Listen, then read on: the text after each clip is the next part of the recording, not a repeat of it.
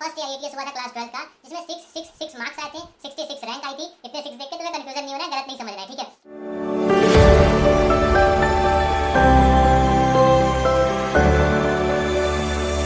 सो hey everyone, क्या हाल है यार। होप बढ़िया होगे, मजे में होगे और सेफ होगे। सो यार, तुमने थंबनेल देखा होगा और तुम्हें पता चल गया होगा कि आज के वीडियो में क्या होने वाला है। फिजिक्स के बारे में यार हम लोग सब कुछ जानने वाले हैं। हमें कौन सी बुक्स करनी है, कितने क्वेश्चंस करने हैं, कैसे क्वेश्चंस करने हैं, किस टीचर को फॉलो करें, कैसे 170 plus line, everything about physics. तो यार वीडियो को स्टार्ट करते हैं। वीडियो स्टार्ट करने से पहले मैं एक स्टोरी बताना चाहता हूँ। ये बात है उस जमाने की जब मैं 11th में हुआ करता था और चोमू हुआ करता था, करीब 2 साल पहले। तो यार मेरे उस टाइम मार्क्स आते थे 338, 400, 450, 478, इवन 557 मेरा हाईएस्ट स्कोर रहा था उस टाइम पे AIATS 1 पे। बस वही मेरा हाईएस्ट स्कोर था 11th में। उसके बाद 505, 580, 590, बस इतने।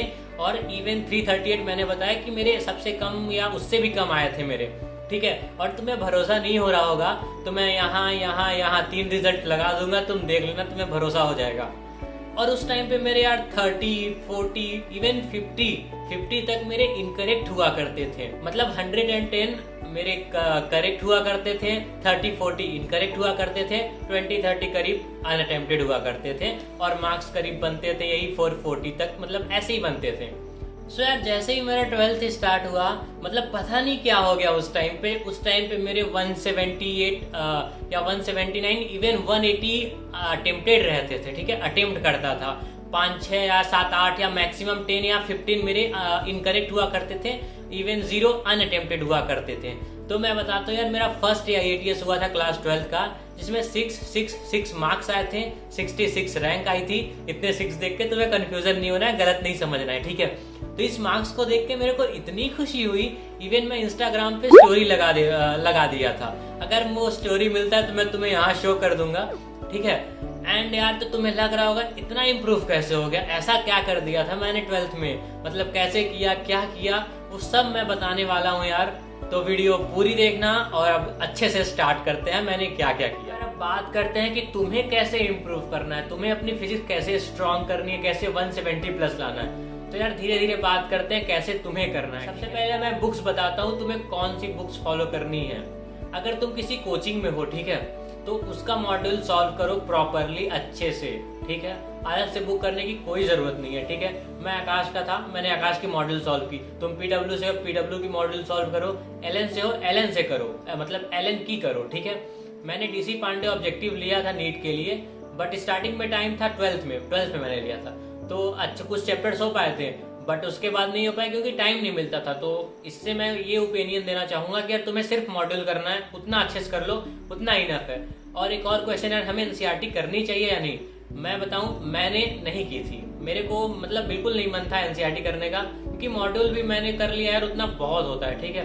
तो तुम चाहो तो NCERT ना करो। मैंने NCERT बहुत ज्यादा टच नहीं की है, नहीं मैंने बहुत रीडिंग की है।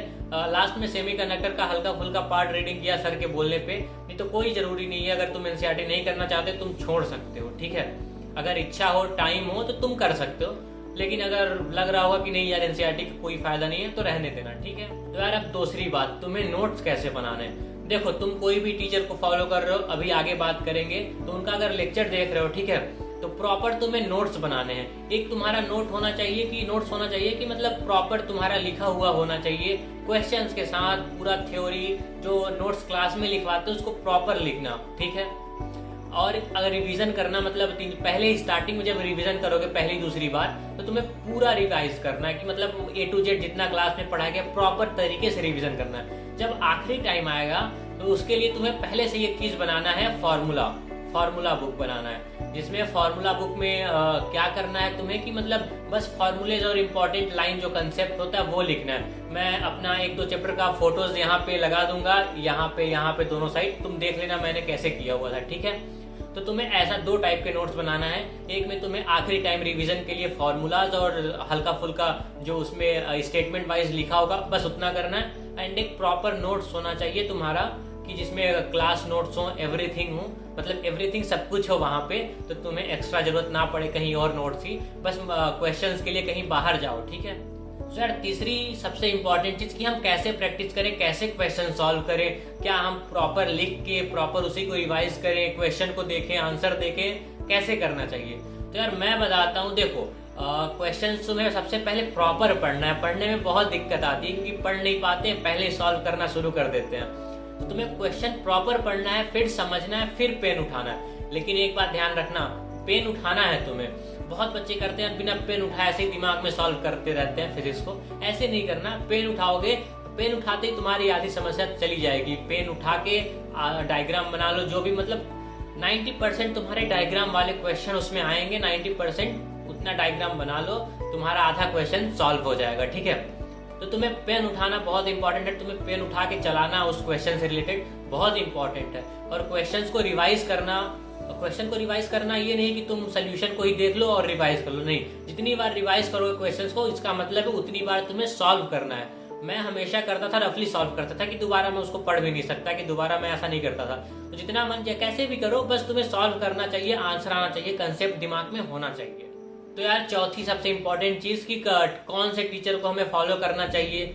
देखो सबसे पहली बात कि अगर तुम किसी कोचिंग में हो, ठीक है, अगर कोचिंग में हो तो तुम अपने टीचर को फॉलो करो। ठीक है, अगर तुम्हें लग रहा है यार कोचिंग में टीचर अच्छा नहीं पढ़ा रहे हैं, हमें समझ नहीं आ रहा है उनका, तो तुम फिर बाहर जाओ। ये नहीं कि तुम किसी कोचिंग में हो फिर भी कहीं और से कर रहे हो, प्रॉब्लम नहीं आ रही है फिर भी तुम कर रहे हो, तो ये नहीं करना है तुम्हें। ठीक है, जैसे मैंने क्या किया था कि 11th मेरे को समझ नहीं आता था, तो मैंने अलग पांडे सर का लेक्चर देखा था। अगर तुम मेरे पुराने स्टडी ब्लॉग्स देखोगे तो उसमें वीडियोस में है, उसमें दिख जाएगा कि मैं अलग सर से पढ़ा हूँ। ठीक है, यकीन बेस से। एंड इससे तुम्हें ऐसे फॉलो करना है, ठीक है, टीचर के लिए। और मैं बता दूं मैं कौन कौन से टीचर को फॉलो किया था।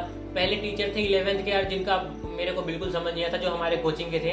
दूसरे टीचर थे जो हमारे कोचिंग के 12th मिले, उनका 12th मैंने पूरा फॉलो किया। 12th मेरा दोनों स्ट्रांग हो गया, मतलब 12th मेरा पूरा अच्छे से स्ट्रांग हो गया, मुझे बाहर से करने की जरूरत नहीं पड़ी।